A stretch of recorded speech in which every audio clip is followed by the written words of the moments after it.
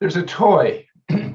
There's a toy enjoyed by very young children that consists of a board with several holes in it and a set of blocks that fit through the holes. The blocks are shaped like circles, squares, rectangles, and triangles. They each have their own hole, and toddlers will spend hours trying to match the shapes to their places. This toy teaches a fundamental skill of shape recognition, and it's inherently rewarding when a block finds its hole. Many of us may have played with just such a toy when we were children. What we may not realize is that we continue playing this game long into adulthood.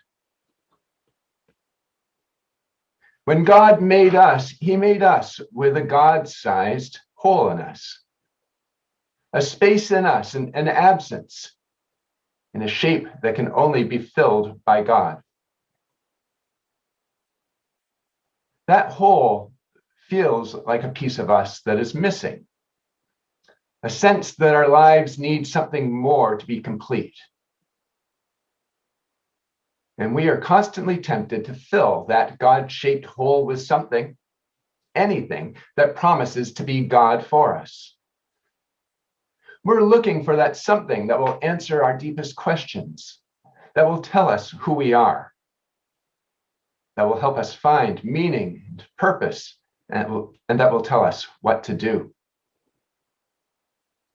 People will use nearly anything to fill their God-shaped emptiness. Some people will pursue success measured by status, money, and their accomplishments. All things that can be good and beneficial, but they are not enough. Some try to fill their hole with possessions.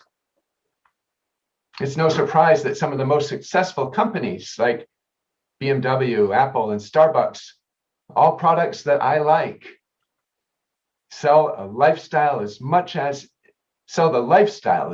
if not more than, their products.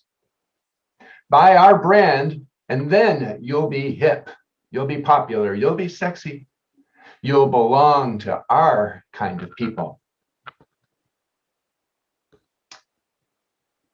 Could it be possible to fill the emptiness with distractions, with recreation and pleasure? Some fill their void with exercise, others with television, social media, alcohol, and drugs. But none of these things are God. None of these things fit and fill that God-shaped hole. And we're left with a yearning ache, a desire for something that we just can't satisfy. God has made us with a God-shaped hole that we can't fill ourselves. Nothing will fit, try as we may. You can't get a square peg in a round hole. It appears that God has given us a hole in our lives that we have to learn to live with. We have to live with the knowledge and feeling that we're not complete in of ourselves. We have to accept that this hole is there, and we have to learn to leave it empty. We'll know that we're leaving the God-shaped space in our lives empty when we feel the yearning to fill it, when we feel the desire for God, when we're compelled to ask God to complete us in the way that we're unable to do ourselves. Lent is a season for us to remember this God-shaped hole that is at the center of each of us, and to do the work we need to do in order to clean it out, to empty it of all the things that we've stuffed in there. We may not be able to fill the hole ourselves, but we can empty it. And when it is empty,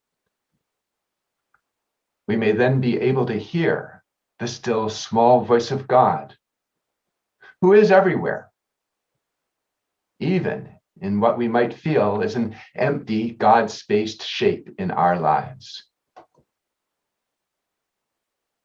We will find that space filled with God, the true object of all our desire. Perhaps this God-shaped space in our lives is like a deep well filled with pure water, water so clear and deep that we can't even see it. We toss rocks into it, we mess it, we muddy the water so that then we can feel as though there's something there. Of course, the water was there all along, but we only see the stuff that we've stirred up in it. But if we pick up the trash, if we let the water settle, if we clear the sediment that we've stirred up, the water will become clear and still again. And we will know that that water is there, that water that we can't see, there for us to drink from, there for us to quench our deepest thirst. Amen.